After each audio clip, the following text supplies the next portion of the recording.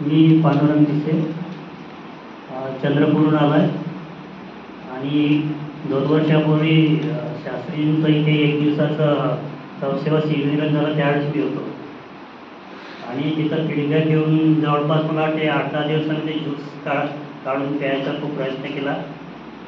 नंतर ते काय म्हणते त्याचं कॉन्टॅक्ट नसल्यामुळं म्हणजे ते तिथंच राहिलं ते.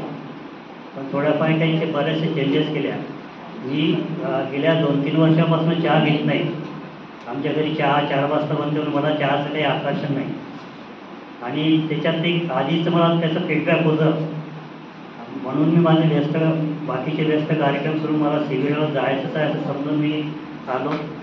आणि बाकी मागच्या वेळेच्या ज्या माझ्या कन्सेप्ट क्लिअर नव्हते ते आता पूर्ण कन्सेप्ट क्लिअर झाल्या. एखाद्या गोष्टी काय करायच्या, काय नाही करायच्या, केल्याने काय होईल याचं 100% पालन करून एकतर रोगीमुक्त जीवन जगण्याचा प्रयत्न करेल. आणि दुसरी गोष्ट म्हणजे आम्ही आता गुरुदेव शामळाशी जुळून आहोत. आम्ही गावोगावी जातो रामधून कार्यक्रमात. तर कदाचित आमचा मानस आहे म्हणजे कोसरे सर हे गुरुदेव शामळाशी जुळून आहे. तर आम्ही खेड्यापाड्यामध्ये ज्या ज्या गावामध्ये जाऊ अशा काहीतरी हेल्दी टीप सांगून लोकांना पटवून देण्याचा प्रयत्न करू अशी मी आश्वासन देतो आणि संशोधन. स्वागतम सुस्वागतम.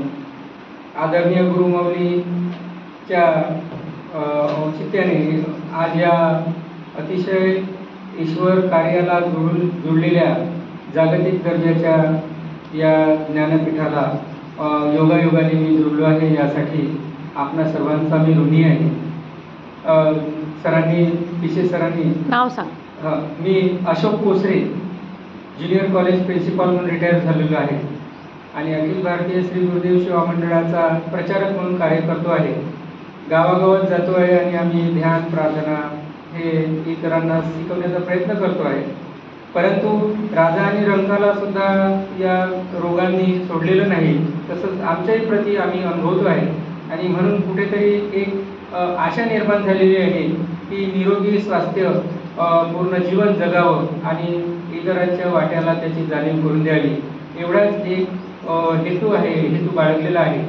आणि आदरणीय पांडुरंग पिसे सर माझ्या शेजारी बसलेले, ह्यांचं आम्ही खरंच म्हणजे त्यांचे उपकार आहे हे आणि मी त्यांचा ऋणी आहे की त्यांनी या कार्याची आणि या आश्रमी पद्धतीच्या गुरुतुल्य सेवा कार्याच्या सेवापीठा सोबत मला त्यांनी योगायोगाने कुठून तरी जुळवून आणलं. हे मी त्यांच्याप्रती खूपच आदर्शाचं एक स्वतःशी कार्य समजतो आहे त्यांचं.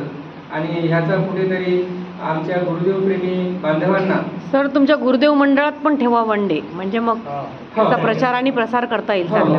बांधवांना या कार्याशी मी नक्कीच जोडेल आणि गुरुमाऊलींनी म्हटल्याप्रमाणे लवकरात लवकर आमच्या गुरुदेवप्रेमी बांधवांच्या मध्ये या शिबिराचं कुठेतरी आयोजन करता येईल यासाठी मी प्रयत्न करेन, एवढं मी आपणाशी विश्वासाने बोलतो आहे.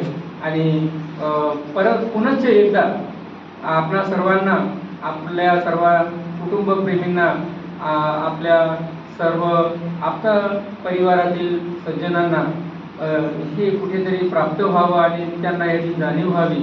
आणि आपल्या आयुष्याचा भाग जरी ईश्वराशी जुळलेला आहे तरी परंतु आपलं कुठंतरी कर्तव्य आहे ह्याची जाणीव करून देण्यासाठी आपणाकडून मी अपेक्षा करतो आहे आणि इथे थांबतोय.